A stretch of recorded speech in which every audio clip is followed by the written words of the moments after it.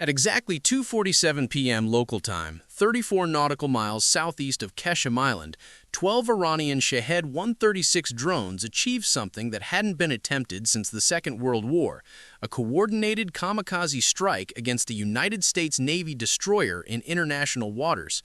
12 one-way attack drones, each carrying 40 kilograms of high explosive, converging from 3 different headings at 115 miles per hour. The USS Porter, an Arleigh Burke-class guided missile destroyer worth $1.8 billion, detected them at 28 miles. Her crew had exactly 14 minutes to respond. Someone was about to receive an expensive education in the difference between cheap asymmetric tactics and a weapon system designed to track and destroy 300 targets simultaneously. The Iranian Revolutionary Guard believed they'd found the vulnerability: overwhelm American radar with numbers. The USS Porter's combat systems operators believed they were about to demonstrate why that strategy stopped working in 1982. Both were operating American-designed radar technology.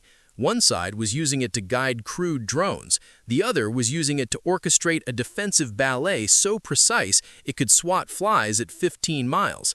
Someone's faith in their equipment was about to be validated.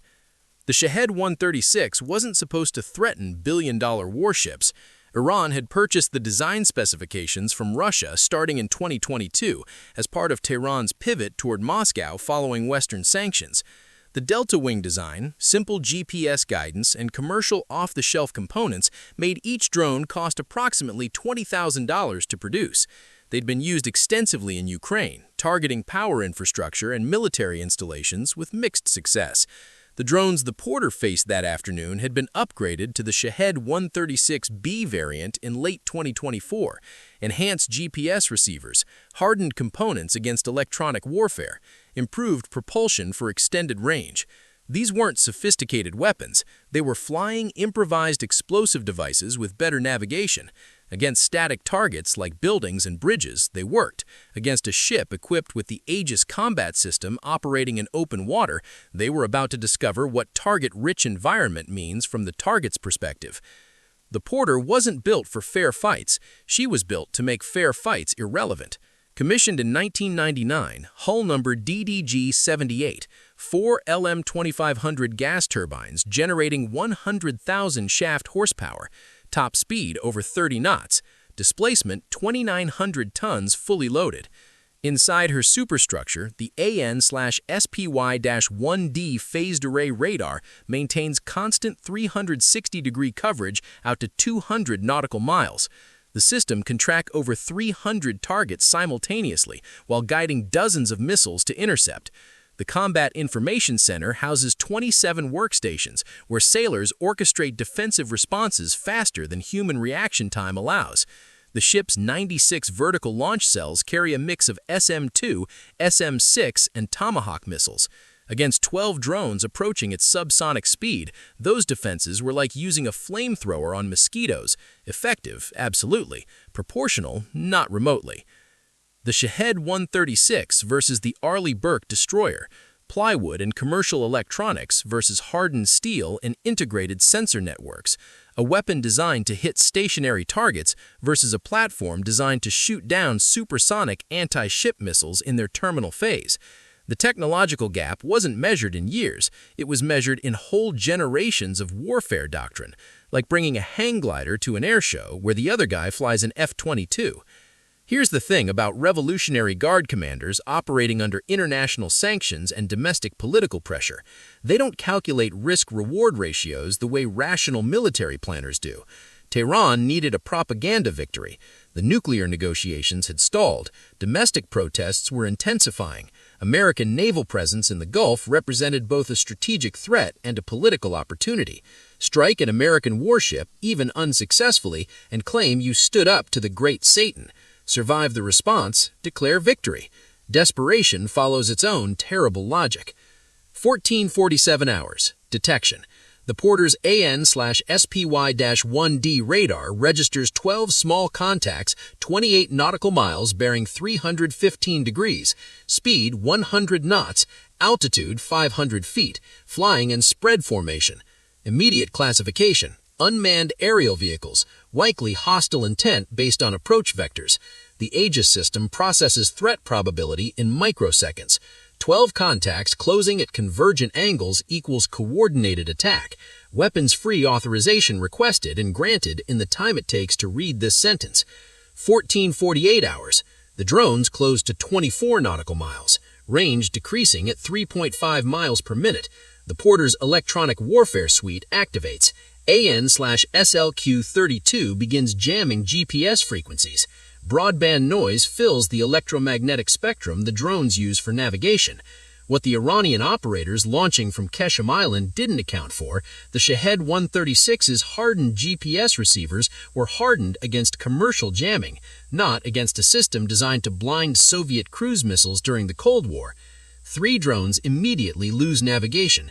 They maintain heading but can no longer adjust course, flying straight into a defense network that can predict their position 9 minutes into the future.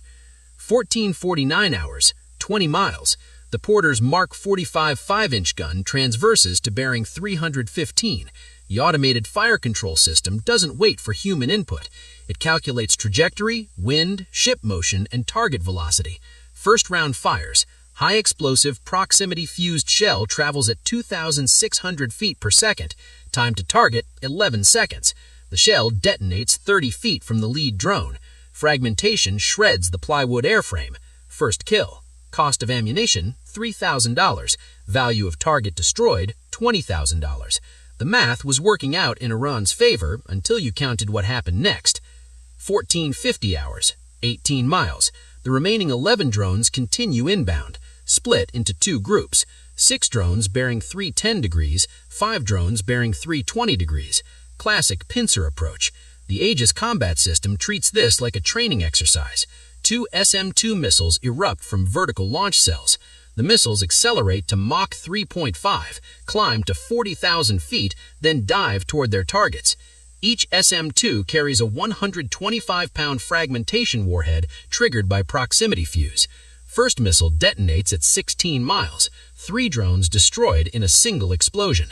Second missile detonates 3 seconds later, 2 more drones disintegrate. The remaining 6 drones are now scattered, some still GPS jammed, all being tracked by a radar system that considers them trivial threats. What the Iranian operators launching from Qeshm Island didn't account for, American signals intelligence intercepted their launch order 6 hours earlier. NSA assets monitoring Iranian military communications flagged the Qeshm Island drone facility for elevated activity at 0847 hours that morning. By 1200 hours, satellite imagery confirmed 12 Shahed 136s being prepared for flight. Intelligence analysts predicted the attack timing with 94% accuracy down to the 15-minute window. The intercept wasn't a surprise. It was confirmation that Iranian Revolutionary Guard Command was proceeding exactly as predicted. The Porter had been repositioning since 1300 hours to optimal intercept geometry. This wasn't reactive defense.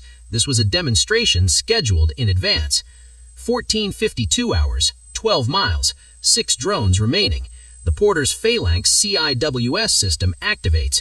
The 20mm Gatling gun rotates toward the nearest contact. 6,000 rounds per minute, radar-guided, fully autonomous. The system exists for one purpose: destroy anything that gets within 1 mile of the ship.